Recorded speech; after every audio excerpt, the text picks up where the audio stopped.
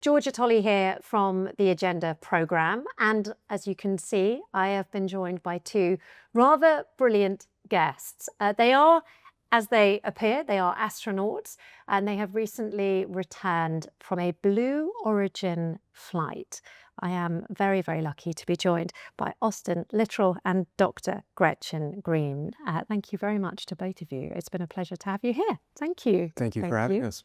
Now, I say that you've both recently returned from Blue Origin flights to space. When I say recently, I mean in the last year or so. Austin, when did you travel? My flight was in November of 2024, so I'm coming up on the 1-year anniversary shortly. Whereas, Dr. Green, you're more recent, aren't you? 135 days ago. Oh my goodness, now that's relevant. Exactly. Oh my goodness, you know exactly. I do, from May 31st, 2025. Okay, that in itself is really interesting because it gives us a little bit of a sense of how big a deal it's been for both of you in both of your lives. Can you tell me a little bit about how you ended up getting to go to space? Austin, I'll start with you.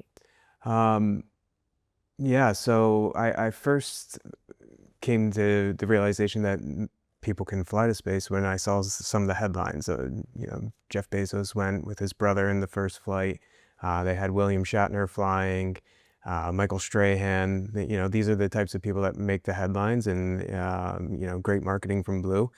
I never thought that I would have the opportunity to go, but when the opportunity presented itself, it was one of those decisions of go or don't go, and there was only one answer for you you by the can't looks say of no. it. Yeah, that's exactly right.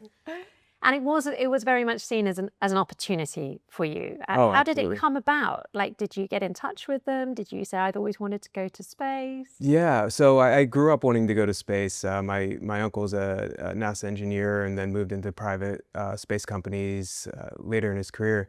So I grew up with rocket shuttle launches on my walls in my bedroom. It was always something that I wanted to do, but the glasses aren't for show. I never really qualified for being a fighter pilot, the more traditional NASA path. I actually won a giveaway and got my seat. Oh my that way, goodness. yeah. Are they still doing that? Can we want to give a... Okay, what an amazing experience. Yeah. What an amazing prize. What an amazing sort of moment in your life. Sure. Dr. Green, a similar experience for you or not?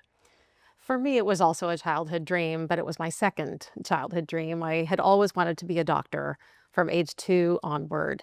And like Austin, I also had space shuttle, astronaut posters on my walls then growing up. I actually brought one of them to Astronaut Village and had it up in my trailer during training, which was lots of fun. So for me, my mom signed me up for space camp when I was 11. And then that year, the Challenger accident occurred.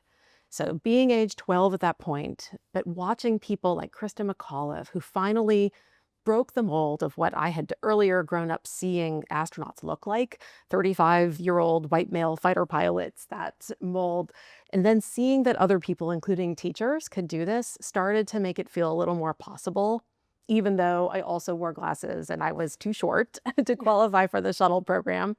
But I had this dream, and the details, became distant as the years went on, and I became active with the space camp leadership, continued building that community to encourage STEM education, and especially women and girls in science, and watched as the commercial development of the space program really took off in 2021, both with the Inspiration 4 launch and also with the Blue Origin launch. And that opened up a whole new era. So building that community, maintaining my service to helping others, bring them along for the journey, no matter if I got to go or not. And then finding the right people that connected those dots for me to get this opportunity with Blue Origin is what made it possible. It is remarkable to hear there about how you both considered it as a professional option. As a child, you wanted to go, but ultimately at that stage, the sort of physical limitations there. I mean, it was just very, very strict as to what you have, how you have to be, what you have to look like, your skill set in order to be able to go to space. And that has obviously, to a certain extent, disappeared now thanks to these commercial space flights. How did you prepare? You mentioned there a little bit about Astronaut Village. That sounds like a very sort of solid place to you. Like, it sounds like something out of space science fiction to me.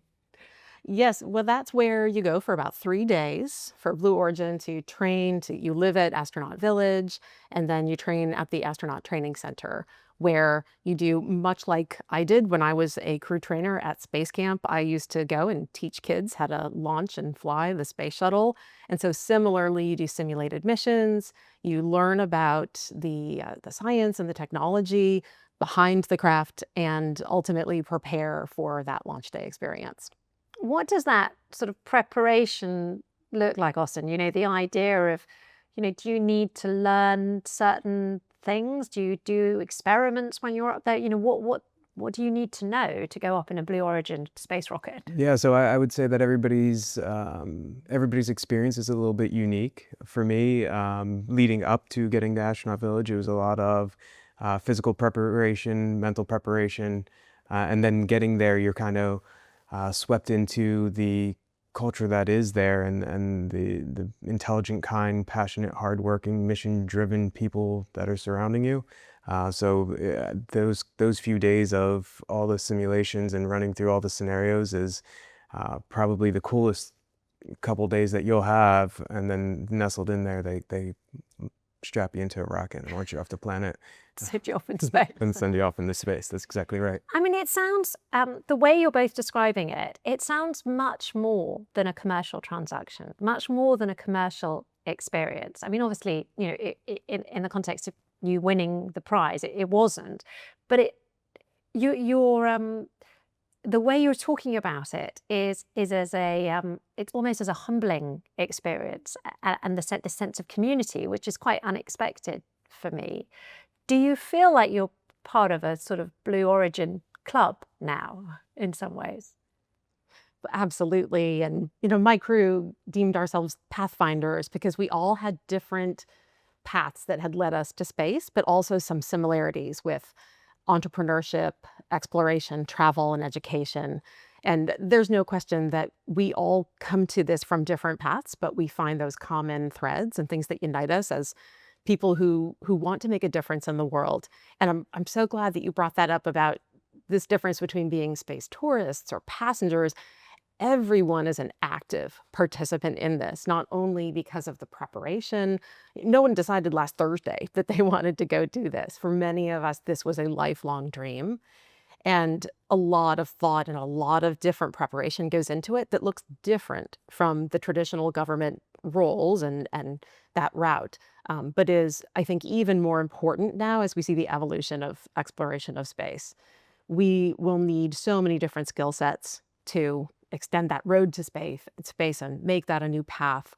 And so we all continue to be in touch together and just even build on that experience even after the mission does not end at reentry. Well, I was going to say, I kind of forgot that, of course, you are part of a team when you go up there. How many people traveled up with you, Austin? Yeah, 6 in our crew. Okay, and do you still feel like, you know, those people have gone through an experience with you? Will you always remember them? And Oh, you're in touch? absolutely. Yeah. I'm in touch with one of my crew members probably on, I don't want to say a daily basis, but at least 5 days a week. And others, it's more periodic, and 3 of them are here in Dubai. So Oh, wow. yeah, it's nice to see the familiar faces, and it is a shared experience. It's one of the most profound moments of your entire life, and you get to spend it with a very select group of people. It's incredibly small. I mean, this is all so interesting for me. I suppose to a certain extent, when you go on holiday with a group of people, or for, you know, a destination wedding, you always end up feeling pretty close to them. And like you say, you've been through an even more sort of, you know, an even bigger trip. You know, you've gone even further away. So it's not surprising that it does create that closeness. There is sometimes some criticism of what's being sort of described as space tourism. And the only criticism really that people can come up with is, I mean, first of all, there's often a bit of jealousy that, you know, they can't afford it yet, or, you know, you haven't been able to pay for it. And then the second criticism is that it's somehow bad for the environment. Was that ever a consideration for either of you? Not for me. I'm a firm believer in the community aspect of this, that it's a journey for one, that's a journey for all. And so it would, again, the active component of that makes the difference, I think, in how I perceive the experience. And that's why I continue to share this with people throughout the world, is to help bring everyone along for that journey. But as for the environmental impact, number one, this is something that gives people a tremendous appreciation for the fragility of Earth and the importance of conserving our planet, which is our home. And that's a unique perspective you get from space looking down at the planet. And the wonderful thing about Blue Origin is that attention to the ecological impact, in that the rocket is 99% reusable and produces water vapor. So there's probably a larger carbon footprint by far getting to the rocket than actually traveling on the rocket to space and back. That is fascinating. I think a lot of people don't really realize that it uses hydrogen to rocket itself into the atmosphere. Austin, was it a consideration for you? Did you have any concerns about your trip? I didn't have real concerns about the trip, and I think there's a fallacy built into some of the criticism around the cost of space, or the investment that some governments make in space, and almost as if we're taking the money and launching it off the planet, and we're just not. What we're doing is cultivating this technology that is foundational for the next generation and the generations following. What we're doing is giving very educated, intelligent people an opportunity to perfect their craft, which will then go out into, other industries and cultivate developments in those industries. So I don't think that we can spend enough in space in general, just because of the type of work that's being done there and the breakthroughs that are happening. We have a pretty well-developed space sector here in the UAE. We have an astronaut program. There's lots of probes that they're sending up to Mars as well. And so there are a lot of conversations here about the validity of that space program and the levels to which it has actually added to the economy here, the knowledge economy here in the UAE. Never mind how inspiring it is as well. And obviously you guys are very much part of that picture. Let's get to that moment when it was the morning of your space trip and you're walking towards the rocket. How did that feel?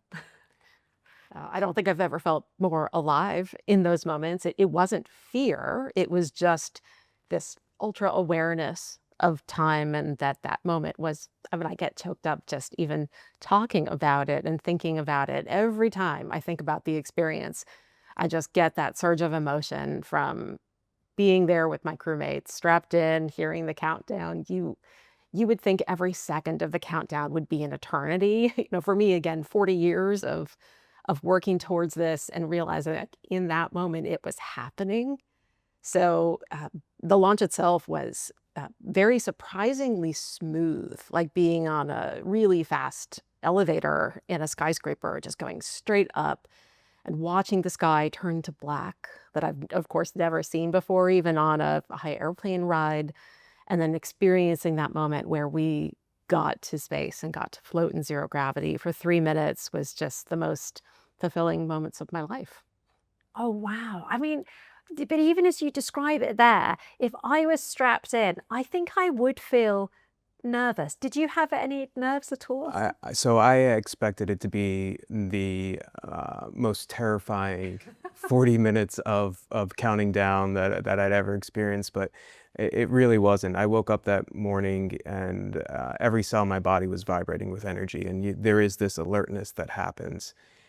But it isn't the fear or nervousness. I think I was more nervous getting on the plane to fly to Texas than I was to strap in on the day of the launch.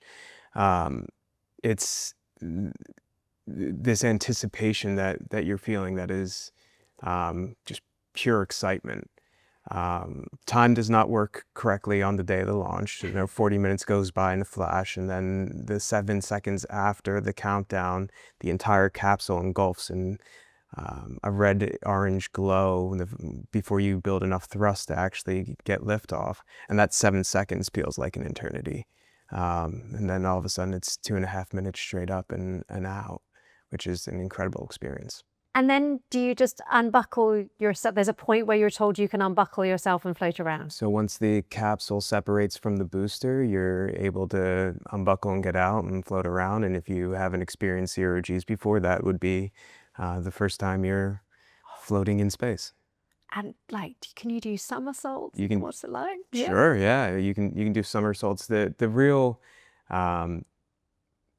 real best use of time for me, I think, was staring out the window, and you see this infinite, utter darkness, unlike anything that you've experienced on our Earth, and it's really awe-inducing in the traditional sense of the word. Profound, fear-inducing darkness, and then you look down, and it's the glow of the Earth. And it's everything that you had ever loved and everyone that you will ever love. It comes from this single place and you're not there. And it's an incredibly humbling experience. I mean, that's the challenge, isn't it? You've got those 3 minutes. How do you use it? Like, and it must be different for every personality. For you, it was looking out the window. For other people, maybe it's the physical dimension of it. What was it for you? It's interesting. A lot of people ask, is 3 minutes enough? Yes. Yeah, I would be. Right. Yeah. But it was a matter of seconds. It was almost instantaneously transforming. Because the first thing, we all had a plan. We had choreographed it, practiced it a lot. And the first thing I did was look out the window. And for me, it was like looking at Neapolitan ice cream. You see the blackness of space, the thin line of the horizon, and then the Earth. But not one of those things caught my attention more than the other. I saw it as a whole. And it looked completely familiar to me. So much so that I think one of my first thoughts was, this looks exactly like the pictures. What a ridiculous thought to have. You know, as I'm seeing this for the first time, a view that, for me, being the 102nd woman above the Kármán line in human history, to think. And then I thought, no, that's because it's very familiar. Yeah. I have been looking at these pictures my whole life, just dreaming about what it would look like. And it does look just like that. And that feeling of utter contentment, and for me, validation, that was exactly where I was supposed to be at that time, doing exactly what I had trained and worked for my whole life. That was just an enveloping positive feeling. But what was surprising then was I actually turned away from the window because I really wanted to know what my crewmates were doing. So I found myself turning away from the view to look at all of them around the capsule. There are 6 windows, one for each person, and they're very tall. So when I did that, I was checking in on my crew, just seeing how is everyone doing. And I guess as a physician, that's very normal and natural for me to be aware of the team and how we're doing. But I also got a view that I didn't anticipate, which was of the Earth and its curvature through everyone's windows. And so that was almost a panoramic view that I couldn't have gotten if I was just looking out my own window myself. I mean, it is remarkable how clearly massive an impact this has had on both of you. You know, you're I didn't know if you were poetic before this experience, but you're pretty poetic now about the whole vibe of it. Has the experience changed you, do you think? Absolutely. I think it's a brand new perspective on life. Looking down on the Earth, I realized how long the cosmic timeline is and how short the human experience is. In that sense, it has inspired me to be much more open to all the possibilities that life has in store for me. I would say that the walks in nature are more serene. The waves crashing on the beach are more powerful. The relationships that I cultivate are more meaningful. It has completely shifted my perspective in every aspect of life. Yeah. I mean, that's huge. I've heard actual astronauts who have trained in NASA's program. I've never heard anyone speak as eloquently as that about how strongly it affects you. Like, we hear often about the effect of going up to space on astronauts, but I've never really processed it in that way. That's really interesting to hear. Dr. Green, how about the experiences? How has it affected you going? Obviously, you have a very strong instinct to teach and share your experiences. That's true. And it's one of the ways I prepared was I immediately started making PowerPoint presentations, which is as much as a way of kind of inventorying the photos of my life that I felt had been my own personal kind of biography leading up to it and the things that inspired me and made me who I am, but that I could share it. So that is literally as soon as I got back, I immediately went to a space conference and gave a talk to share the experience. And for me, that I'm so grateful for it and for the opportunity. I'm so aware of the rarity of this experience. And even yesterday, we were at the Museum of the Future, and we saw so many school groups come through of girls in schools who were coming to see the museum. And for me, the magic moment is seeing them light up and hearing their questions just bubbling out, and how I see get that same big smile on their face that I get in discovering and thinking they're also one step closer to whatever their highest goals are. That to me, that was what becoming an astronaut always meant to me, was that it was going to be my highest and best achievement and be the hardest thing that I could ever do. And so now if I can help other people get closer and again, see that value of education, inspiring them to be their best, that is hopefully the gift that I can bring back to everyone here.